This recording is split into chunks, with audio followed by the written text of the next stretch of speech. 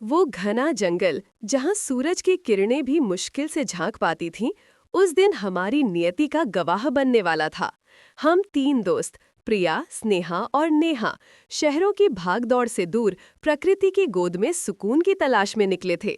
हमें क्या पता था कि उस जंगल की गहराइयों में शाम ढलने के बाद कुछ ऐसा होने वाला था जो सिर्फ हमें रास्ता ही नहीं भटकाएगा, बल्कि हमारे दिलों में दबे राज भी उजागर कर देगा।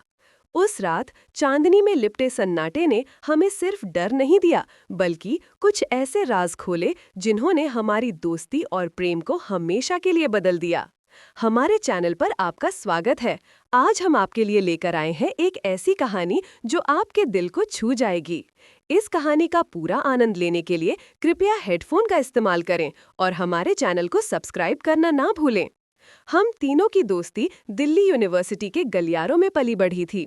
प्रिया हम तीनों में सबसे ज्यादा व्यवहारिक, जीवन को तर्क और सच्चाई की कसौटी पर परखने वाली। उसकी आंखों में एक अजीब सी चमक थी जो दुनिया की कठोरता को पहचानती थी, फिर भी भीतर कहीं एक कोमल हृदय छिपा था। वो एक बेहतरीन फोटोग्राफर थी और उसकी तस्वीरें अक्सर उसकी कही अनकही भावनाओं को बयां करती थीं। स्नेहा एक स्वप्नदर्शी, कविताओं और कहानियों में खोई रहने वाली। प्रेम उसके लिए एक पवित्र एहसास था जिसे वो अपनी हर सांस में महसूस करती थी। वो पेंटर थी और उसके कैनवस पर अक्सर इंद्रधनुषी रंग खिलते थे। और मैं, नेहा, हम तीनों की सबसे बड़ी सपोर्ट सिस्टम, थोड़ी लापरवाह, थोड़ी एडवेंचरस, जो हमेशा हम दोनों को जीवन के नए अनुभवों की ओर धकेलती थी। मैं एक इवेंट मैनेजर थी और मेरी जिंदगी हमेशा नई चुनौतियों से भरी रहती थी। इस बार हमारी डेस्टिनेशन था कोलकाता के पास स्थित एक वन्य जीव अभयारण्य। हम मुंबई और बैंगलोर में अपने अपने काम में व्यस्त थी और इस ट्रिप का प्लान अचानक ही बना था। प्रिया ने कहा, बहुत हो गई ये शहरी जिंदगी, चलो कहीं खो जाते हैं जहां सिर्फ हम हो और प्रकृति। स्नेहा ने तुरंत हाँ कर दी। हाँ, कुछ प्रेरणा मिलेगी, नए रंग मिलेंगे। और मैंने कहा, तो फिर देर किस बात की, इस वीकेंड ही चलते हैं। हमारी ट्रेन कोलकाता से सुबह सुबह निकली और दोपहर तक हम अभयारण्य के गेट पर थे। हमने एक छोटी सी कॉटेज बुक की थी जो जंगल के किनारे पर थी। हवा में मिट्टी और पत्तियों की ताज़ी सुगंध थी और पक्षियों का कलरव हमारे कानों में संगीत घोल रहा था। हम तीनों ने अपने बैग रखे और तुरंत जंगल की ओर निकल पड़े। प्रिया अपने कैमरे के साथ तैयार थी, स्नेहा अपनी नोटबुक लिए थी और मैं बस इस पल को जीना चाहती थी। शाम ढलने से पहले हमने जंगल का एक बड़ा हिस्सा घूम लिया था। प्रिया ने कई शानदार तस्वीरें खींची, स्नेहा ने अपनी डायरी में कुछ कविताएं लिखीं और मैंने बस अपनी आंखें बंद करके हवा में घुली शांति को महसूस किया।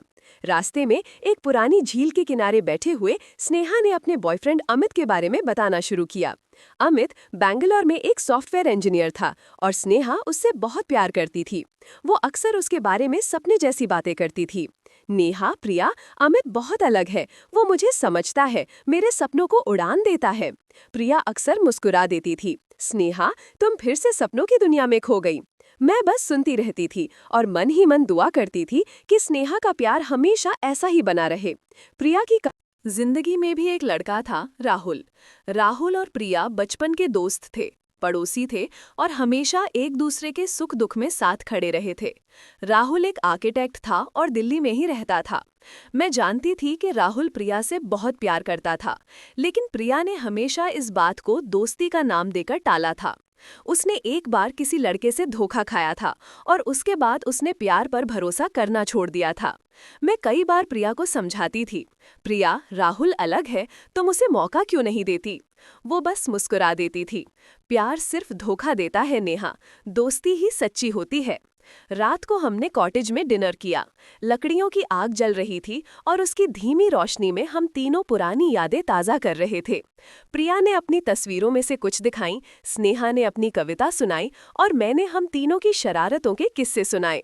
तभी प्रिया के फ़ोन पर एक मैसेज आया। उसने फ़ोन देखा और हल्का सा मुस्कुराई। मैंने छेड़ा, कौन है, कोई नया क्लाइंट? प्रिया ने शर्माते हुए कहा, राहुल है, वो पूछ रहा था कि ट्रिप कैसी चल रही है। मैंने और स्नेहा ने एक साथ आवाज लगाई, ओहो राहुल, हमें तो लगा वो तुम्हें भूल गया होगा। प्रिया ने आंखें घुमाई, तुम दोनों भी ना, वो बस एक अच्छा दोस्त है।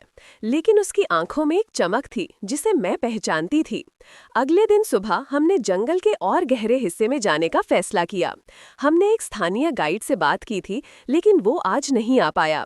मैंने कहा, चलो हम खुद ही चलते हैं, मैप है हमारे पास।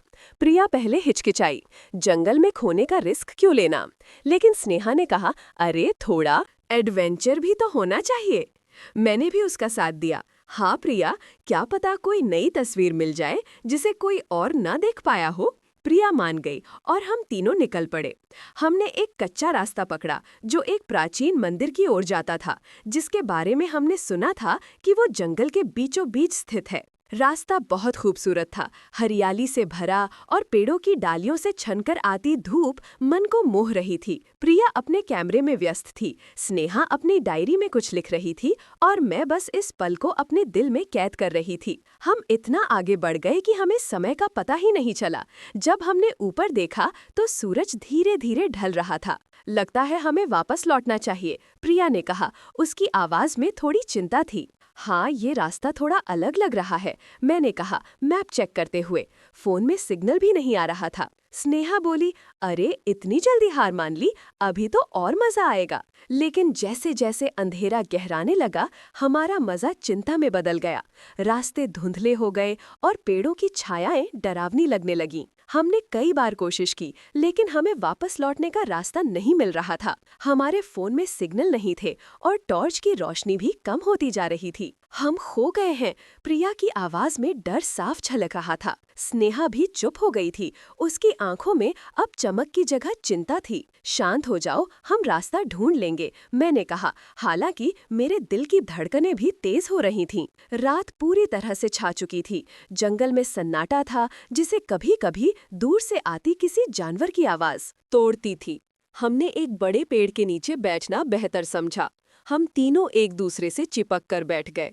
ठंड और डर दोनों हमें घेरे हुए थे। तभी प्रिया के फोन पर अचानक सिग्नल आया। एक मैसेज फ्लैश हुआ। ये राहुल का था। प्रिया, तुम ठीक हो? मुझे चिंता हो रही है, तुम्हारे फोन पर बात नहीं हो रही। प्रिया ने मैसेज देखा और उसकी आंखों में आंसू आ गए। राहुल, उसने धीरे से कहा। मैंने उससे फोन लिया और राहुल को कॉल करने की कोशिश की, लेकिन सिग्नल फिर से चला गया। काश राहुल यहाँ होता, प्रिया ने बुदबुदाया। उसकी आवाज में एक अजीब सी निराशा थी। मैंने उसे देखा। ये पहली बार था जब प्रिया ने राहुल के लिए ऐसी भावना व्यक्त की थी। तुम्हें उससे प्यार है ना? मैंने पूछा। प्रिया ने अपनी आंखें बंद कर लीं और उसके आंसू बहने लगे। मुझे नहीं पता नेहा, मैं हमेशा से डरती रही हूँ। मुझे लगता है कि मैं फिर से चोट खाऊंगी। लेकिन इस पल जब मैं इतनी अकेली और डरी हुई हूँ, मुझे बस राहुल की याद आ रही है। तभी स्नेहा का फोन वाइब्रेट हुआ। ये अमित का कॉल था। स्नेहा ने तुरंत फोन उठाया। उसकी आवाज में उम्मीद थी। अमित, तुम कहाँ हो? हम जंगल में खो गए हैं, सिग्नल नहीं है। फोन पर अमित की आवाज धीमी थी, लेकिन हम सुन सकते थे। स्नेहा, मुझे अफसोस है, मुझे तुमसे कुछ कहना है। स्नेहा का चेहरा पीला पड़ गया। क्या हुआ अमित, तुम ठीक तो हो? नहीं स्नेहा, मैं ठीक नहीं हूँ, मैं तुम्हें अब और नहीं देख सकता। स्नेहा के हाथ से फोन छूट गया। उसकी आंखों में एक खालीपन था। क्या हुआ अमित? मैंने पूछा। स्नेहा ने अपनी आंखों में आंसू लिए कहा, उसने रिश्ता तोड़ दिया। उसने कहा कि वो किसी और से प्यार करता है। ये सुनकर हम सब सन रह गए। प्रिया और मैं स्नेहा को कसकर गले लगा लिया। स्नेहा फूट फूट कर रोने लगी। जंगल का सन्नाटा उसके दर्द से भर गया था। एक तरफ प्रिया अपने प्यार को पहचानने की कगार पर थी, तो दूसरी तरफ स्नेहा का प्यार बिखर चुका था। उस अंधेरी रात में जंगल सिर्फ हमारी शरीर को नहीं, बल्कि हमारी आत्माओं को भी निचोड़ रहा था। वो ऐसा कैसे कर सकता है? स्नेहा ने रोते हुए कहा। मैंने उस पर इतना भरोसा किया था। प्रिया ने उसे गले लगाते हुए कहा, वो तुम्हारी किस्मत में नहीं था स्नेहा, जो तुम्हारा है वो तुम्हें जरूर मिलेगा। प्रिया, जो खुद प्यार से दूर भागती थी, आज स्नेहा को दिलासा दे रही थी। मैंने हम तीनों को देखा। हम तीनों दोस्त एक गहरे जंगल में खोए हुए और हमारे दिल भी उसी तरह खोए हुए थे। मुझे लगा कि इस पल में हमें सिर्फ एक दूसरे का सहारा ही चाहिए। हम यहाँ से निकलेंगे, मैंने दृढ़ता से कहा, और हम तीनों हमेशा साथ रहेंगे। हमने थोड़ी देर बाद खुद को संभाला। स्नेहा के आंसू अभी भी बह रहे थे, लेकिन उसने खुद को मजबूत करने की कोशिश की। प्रिया ने उसे पानी पिलाया और मैंने हम तीनों को हिम्मत दी। हमें आगे बढ़ना होगा, मैंने कहा, हो सकता है कोई रास्ता मिल जाए। हमने अपनी टॉर्च की रोशनी में फिर से चलना शुरू किया। हर कदम सावधानी से रख रहे थे। जंगल और भी घना होता जा रहा था। तभी दूर से हमें एक हल्की सी रोशनी दिखाई दी। देखो वो क्या है, प्रिया ने उत्साहित होकर कहा। हम तीनों ने उस रोशनी की ओर दौड़ना शुरू किया।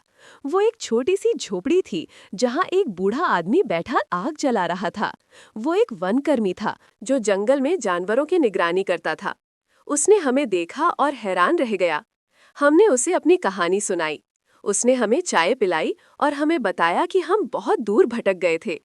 उसने हमें रात अपनी झोपड़ी में रुकने के लिए कहा और सुबह हमें सुरक्षित बाहर छोड़ने का वादा किया। उस रात हम तीनों उस छोटी सी झोपड़ी में सोए। स्नेहा अभी भी उदास थी, लेकिन हम दोनों उसके साथ थे। प्रिया ने अपना फोन निकाला और राहुल को एक लंबा मैसेज लिखा। उसने अपने दिल की सारी बातें लिख दी, अपने डर, अपने प्यार और अपनी उम्मीदें। सुबह जब हम सोकर उठे तो सूरज की किरणें झोपड़ी के अंदर आ रही थी। चिड़ियों की चहचहाहट ने एक नई सुबह का एहसास कराया। वनकर्मी ने हमें बाहर तक छोड़ा। जंगल का नजारा अब उतना डरावना नहीं लग रहा था, बल्कि एक नई शुरुआत का प्रतीक बन गया था। जैसे ही हम जंगल से बाहर निकले, हमारे फोन में सिग्नल वापस आ गया। प्रिया के फोन पर एक कॉल आया। ये राहुल था। प्रिया ने कॉल उठाया, उसकी आवाज कांप रही थी। राहुल, प्रिया, तुम ठीक हो? मैं पूरी रात सोया नहीं, मैं तुम्हें ढूंढने निकल रहा था। राहुल की आवाज में चिंता और प्यार दोनों थे। मैं ठीक हूँ राहुल, हम बाहर आ गए हैं। मैं अभी तुमसे मिलने आ रहा हूँ। कहाँ हो तुम? हम मेन गेट पर हैं। कुछ ही देर में राहुल अपनी गाड़ी में वहां आ पहुंचा। उसने प्रिया को देखते ही कसकर गले लगा लिया। प्रिया ने भी उसे उतनी ही मजबूती से पकड़ा। उनकी आंखों में आंसू थे, लेकिन ये खुशी के आंसू थे। उस पल मुझे लगा कि प्रिया ने आखिरकार अपने दिल की बात मान ली थी। राहुल ने हम तीनों को अपनी गाड़ी में बिठाया और हमें हमारे घर ले आया। कॉटेज तक छोड़ा। स्नेहा अभी भी शांत थी, लेकिन उसकी आंखों में अब एक अजीब सी शांति थी, जैसे उसने अपने दर्द को स्वीकार कर लिया हो। स्नेहा, तुम ठीक हो? राहुल ने पूछा। स्नेहा ने मुस्कुराने की कोशिश की। हाँ राहुल, मैं ठीक हूँ। कभी कभी कुछ चीज़ों का अंत होना ज़रूरी होता है ताकि कुछ नया शुरू हो सके। हमने उस दिन घर लौटने का फैसला किया। जंगल की उस रात ने हमें बहुत कुछ सिखाया था। प्रिया ने राहुल के साथ अपनी जिंदगी की एक नई शुरुआत की थी। स्नेहा ने अपने टूटे हुए दिल के साथ एक नए रास्ते पर चलना शुरू किया था। और मैं, नेहा, हम तीनों की दोस्त इस बात से खुश थी कि हमारी दोस्ती और भी मजबूत हो गई थी। जब हम ट्रेन में वापस लौट रहे थे, प्रिया ने राहुल का हाथ थाम रखा था। स्नेहा खिड़की से बाहर देख रही थी और उसके चेहरे पर एक हल्की सी मुस्कान थी। तुम ठीक हो ना? मैंने स्नेहा से पूछा। उसने मेरी तरफ देखा। हाँ नेहा, मैं ठीक हूँ। उस रात जंगल में खोने से मुझे एहसास हुआ कि मेरा असली प्यार और सहारा तुम दोनों हो। अमित का जाना शायद जरूरी था ताकि मैं इस बात को समझ सकूं। प्रिया ने भी स्नेहा का हाथ थामा। हमेशा तुम्हारे साथ है स्नेहा। उस जंगल की रात ने हमें सिर्फ डराया नहीं, बल्कि हमें अपने अंदर झांकने का मौका दिया। प्रिया ने अपने प्यार को स्वीकार किया, स्नेहा ने अपने दर्द से उबरना सीखा और हम तीनों की दोस्ती और भी गहरी हो गई थी। जंगल से बाहर आते हुए हम सिर्फ शारीरिक रूप से नहीं, बल्कि भावनात्मक रूप से भी नए इंसान बन चुके थे। वो रात जब हम जंगल में खो गए थे, हमारी जिंदगी का एक ऐसा मोड़ बन गई जिसने हमें दिखाया कि असली रास्ते सिर्फ बाहर नहीं, बल्कि हमारे दिलों के अंदर भी होते हैं। आपको ये कहानी कैसी लगी, हमें कमेंट्स में ज़रूर बताएं। इस कहानी को लाइक करें, अपने दोस्तों के साथ शेयर करें और ऐसे ही और दिल छू लेने वाली कहानियों के लिए हमारे चैनल को सब्सक्राइब करना ना भूलें। मिलते हैं अगली कहानी में।